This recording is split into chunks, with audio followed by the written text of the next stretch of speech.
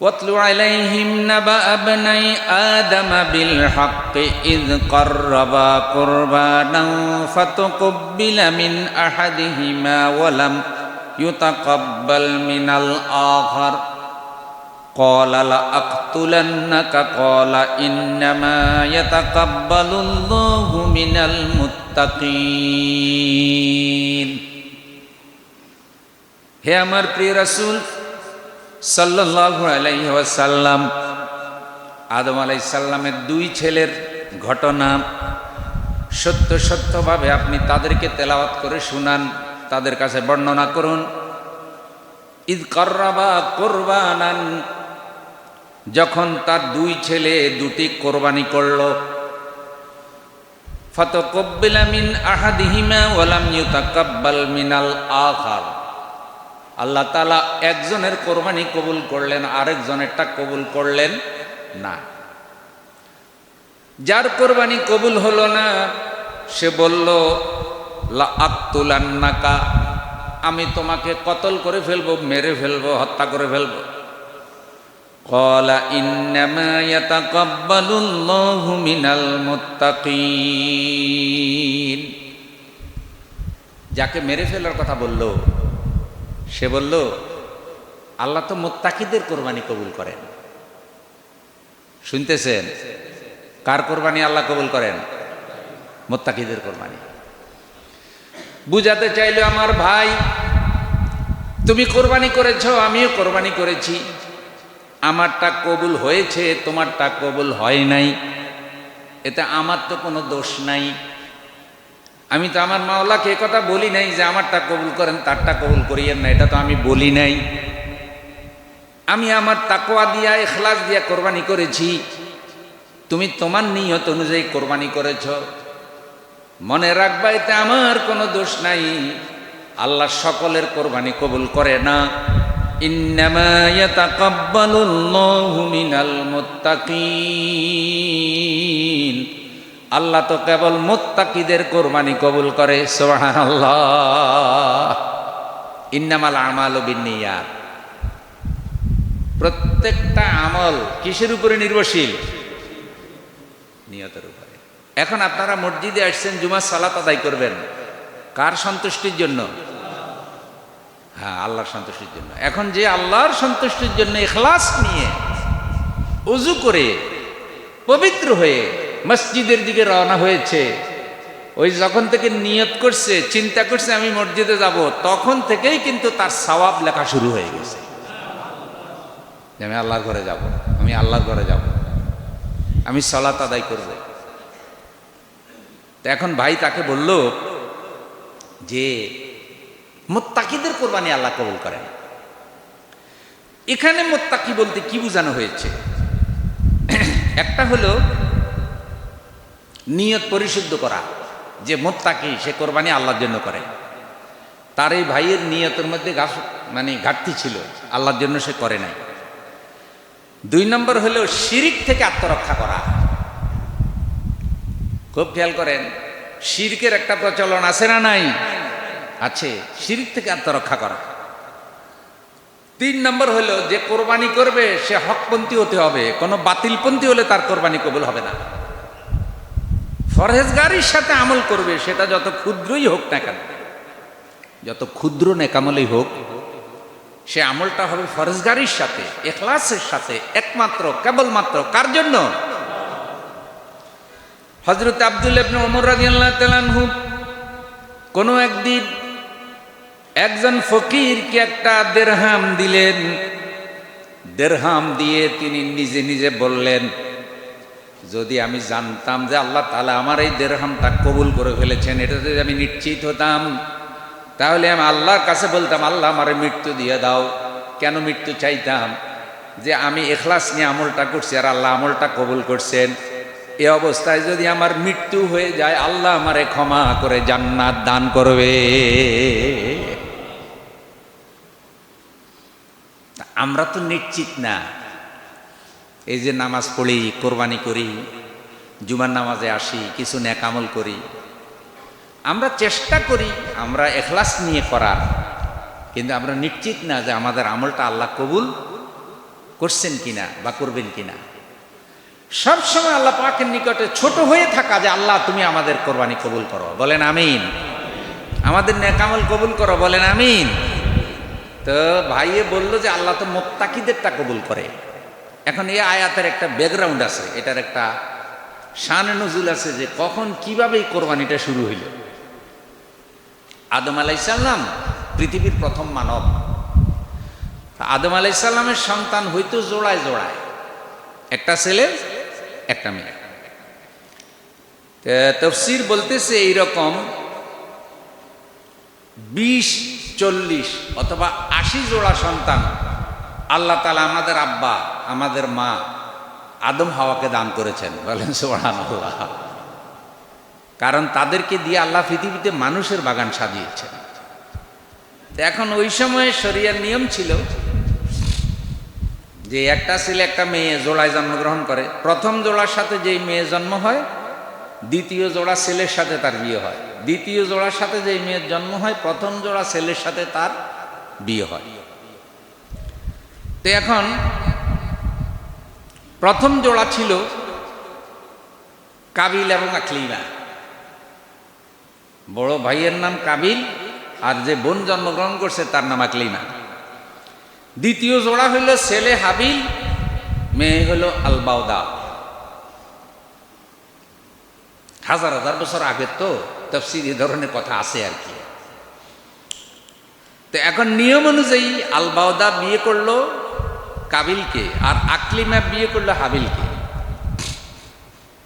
এখন আকলিমা দেখতে একটু সুন্দরী, আর আল বাউদা দেখতে একটু কালো। শয়তান কিন্তু এই সুযোগ নিছে। শয়তানের নাম শুনছেন নি? শয়তান কি ইমানদারের বন্ধু না শত্রু? লা তাত্তাবিউ খুতুওয়াতিশ শাইতান ইন্নাহু লাকুম আদুউম মুবিন। শয়তানের অনুসরণ করো না আল্লাহর বান্দা, শয়তান তোমাদের প্রকাশ্য শত্রু। শয়তান প্রকাশ্য শত্রু, অথচ জিন শয়তান অশরীর, শরীরবিহীন। আমরা তাকে দেখি না, চিনি না, কিন্তু সে আমাদের প্রকাশ্য শত্রু বলা হয়েছে। তার মানে একজন লোক প্রকাশ্য আপনার যে শত্রুতা করতে পারে, যেই শয়তানকে আপনি চোখে দেখেন না, সে তার থেকেও বেশি করতে পারে, অথবা ওই রকম শত্রু। আবার যাদেরকে চোখে দেখেন তাদের মধ্যেও কিছু শয়তান আছে না নাই? মিনাল জিন্নাতি ওয়ান নাস। শয়তান হলো দুই ধরনের, জিন শয়তান, মানুষ শয়তান। এখানে জিন শয়তান এই সুযোগটা নিল, কাবিলের গিয়ে বলল, তোমার বাবা তোমাকে আল বাউদা দিয়েছে, তোমার স্ত্রী বেশি সুন্দর না, তোমাকে ঠকানো হয়েছে। একটা কি দিল? একটা বুদ্ধি দিল যে তোমাকে ঠকানো হয়েছে। ভাই, যারা যত খারাপ আছে তারা তাদের খারাপের জন্য এ ধরনের কিছু অজুহাত আবিষ্কার করে কি করে না? যে বেটা চোর চুরি করে, সেও কিন্তু চুরির একটা সূত্র ধরা খাইলে কি বলবে এটাও বলে। এই জন্য দেখবেন বড় বড় শিক্ষিত চোরেরা উন্নত মানের মিথ্যা কথা কয়, যেটা অশিক্ষিত চোরেরা কি পারে না। শয়তান এই বুদ্ধি দিছে, এখন তার মাথায় এই চিন্তা তখন আসছে, তাই তো, যে আমার স্ত্রী তো কিনা সুন্দর না। তো তিনি আদম আলাইহিস সালামের কাছে গেছে, গিয়ে বলতেছে, বাবা, মানে এই যে হইল এটা তো আমার কি হইল, ঠগ হইল বা কাজটা হইল না। কারণ সবাই তো চায় যে তার স্ত্রীটা সুন্দর হোক, কিন্তু আপনারা বলেন তো, কোনো কালো মেয়ের বিয়ে কি সে কারণে বন্ধ ছিল? সুবহানাল্লাহ বলবেন না? আল্লাহ যার জন্য যার বন্ধন রাখছে তারে তার চোখে সুন্দরী বানায় দেয়। সুবহানাল্লাহ।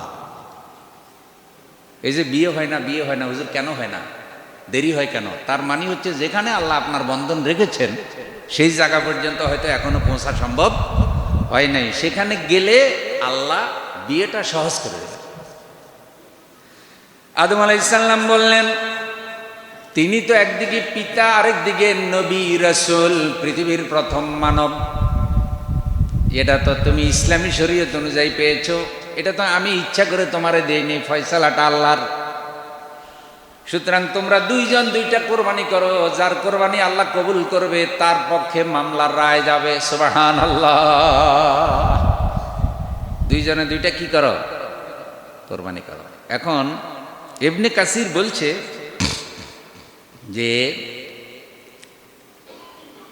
কাবিল সে কৃষক ছিল, প্রচুর ফসল তার ঘরে, তার গৃহপালিত প্রাণীও আছে। আর হাবিলেরও অনেকগুলা গৃহপালিত প্রাণী ছিল। তার পিতা যখন এই কথা বলছে যে কার নামে কোরবানি করো? আল্লাহর নামে, তখন হাবিল তার ঘরের সবচাইতে সুন্দর শ্রেষ্ঠ পশুটা আল্লাহর রাস্তায় কোরবানি করার জন্য বাছাই করলো। বলেন সুবহানাল্লাহ। সবচাইতে শ্রেষ্ঠ পশু, সুন্দর পশু, হৃষ্টপুষ্ট, এটা আল্লাহর রাস্তায় কোরবানি করার জন্য সে বাছাই করলো। তখনও কোরবানির গোশত খাওয়ার বিধান শুরু হয় নাই। কোরবানির গোশত খেতে পারবে কি পারবে না এই বিধান এখনো শুরু হয় নাই। তবে ইবনে কাসিরে বলা হয়েছে আল্লাহর পক্ষ থেকে একটা আগুন আসতো, যার কোরবানি আল্লাহ কবুল করতেন, আগুন এসে তার কোরবানি জ্বালাইয়ে দিত। যারটা কবুল হতো না তারটা এভাবে পড়ে থাকতো। তাহলে বোঝা যেত কার কোরবানি কবুল হয়েছে আর কারটা কবুল হয় নাই। এখন কাবিল ঘরে গেছে, যে চিন্তা করলো কোরবানি করব, ওটা তো খেতেও পারবো না, তাহলে একটা গরু ছাগল কোরবান দিয়ে লাভ কি? তখন তার ঘরের কিছু খড়কুটা চিনেন? তার ঘরে ওই যে ফসলের খের আছে, এই খড়কুটা এবং কিছু চিটা, ধান থেকে কি বাইর হয়? চিটা বাইর হয়, এগুলো নিচে নিয়ে এগুলো আল্লাহর রাস্তায় কোরবানি করছে, যে আল্লাহ তোমার রাস্তায় এগুলো কোরবান করে দিলাম, তুমি কবুল করো। এগুলো নিয়ে খোলা মাঠে রাখছে। তাহলে একজনে নিল পশু, শ্রেষ্ঠ পশু, আর আরেকজনে নিল কি? খড়কুটা। এখন ও কিন্তু আগেই বলছে ভাই আল্লাহ তো মুত্তাকিদেরটা কবুল করে, তো মুত্তাকি যে তার নিয়ত তো পরিশুদ্ধ হয়। এখন কাবিলের নিয়ত পরিশুদ্ধি ছিল না, কাবিলের নিয়তই ছিল ওই যে আকলিমা। কথা কি বুঝছেন? আর হাবিলের নিয়ত হইল কে? তিনি তো এইদিকে খেয়াল করেন নাই, আল্লাহর সন্তুষ্টির জন্য তিনি কোরবান করেছেন, একটা পশু কোরবানি করে দিলেন। এখন আল্লাহর পক্ষ থেকে আগুন আসলো, হাবিলের কোরবানিটা আল্লাহ তাআলা জ্বালায়ে দিলেন, তার মানে তারটা কবুল হলো। কাবিলের খড়কুটা পড়ে থাকলো। এখন কাবিল দেখলো যে মামলায় তো আমি হেরে, আমি তো আর আকলিমারে পেলাম না, সুতরাং কি করব? তখন সে বলল ক্বালা লা আকতুলান্নাকা, ও হাবিল আমি তোমাকে মেরে ফেলবো, হত্যা করে ফেলবো। ক্বালা ইন্নামা ইয়াতাকাব্বালুল্লাহু মিনাল মুত্তাকিন। হাবিল বলল তুমি তো আমার ভাই, তুমি আমারে কেন মারবা? আমার তো কোনো অপরাধ নাই, আল্লাহ তো মুত্তাকিদের কোরবানি কবুল করে। সুবহানাল্লাহ। তোমারটা কবুল হয় নাই কারণ তুমি মুত্তাকি হতে পারো নাই, আমারটা কবুল হয়েছে, আমি আমার আল্লাহর জন্য কোরবানি করেছি। এখন এই ঘটনাটা এখানে শেষ না। হাবিল আরো বলল ও আমার ভাই, লাইম বাসাত্তা ইলাইয়া ইয়াদাকা লিতাকতুলানি মা আনা বিবাসিতি ইয়াদিয়া ইলাইক লিআকতুলাকা ইন্নী আখাফুল্লাহ রাব্বাল আলামিন। লাইম বাসাত্তা ইলাইয়া ইয়াদাকা লিতাকতুলানি, ভাই তুমি যদি আমাকে হত্যা করার জন্য চেষ্টা করো,